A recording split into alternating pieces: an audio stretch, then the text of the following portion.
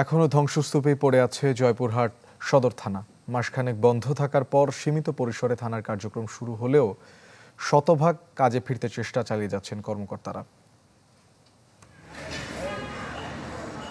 চারপাশ জুড়ে এখনো ধ্বংসস্তূপের ছাপ, ভস্মীভূত কার্যালয়েই চলছে কার্যক্রম। গত ৫ আগস্ট আওয়ামী লীগ সরকারের পতনের পর হামলা, ভাঙচুর ও আগুন দেয়া হয় জয়পুরহাট সদর থানায়। হামলা ও লুটপাটের ঘটনায় বেশ কয়েকদিন বন্ধ থাকার পর কার্যক্রম শুরু হতেই আসছেন সেবা প্রত্যাশীরা। ৫ তারিখে থানা পড়ে যাওয়ার পরে কাজকর্ম অস্বাভাবিক ছিল। এখন থানার পরিবেশ বা পরিস্থিতি খুবই স্বাভাবিক। এখন পুলিশ তৎপর আছেন। পুলিশের অবস্থা আগের চেয়ে একটু মোটামুটি ভালো। ঢালাইয়ে দৃঢ়তা, নির্মাণে নিশ্চয়তা। প্রিমিয়ার সিমেন্ট, ঢালাইয়ের রাজা।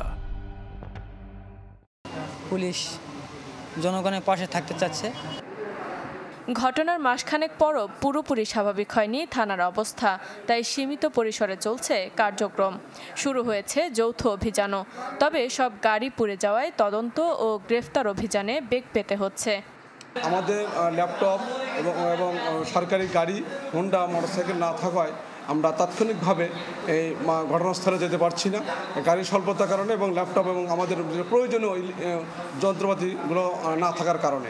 আমরা জনগণকে সাথে নিয়ে আমরা কাঁধে কাঁধ মিলিয়ে সবাই স্বতঃস্ফূর্তভাবে সৌহার্দ্যপূর্ণ পরিবেশে আমরা মাদক উদ্ধার থেকে শুরু করে অস্ত্র উদ্ধার অভিযান শুরু করে সকল প্রকার আইনের শাসন কায়েমের জন্য যা যা করা দরকার সবকিছু আমরা স্বাভাবিক পরিবেশে সম্পাদন করছি।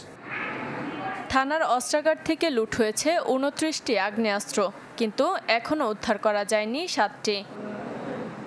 Desk report, channel 24।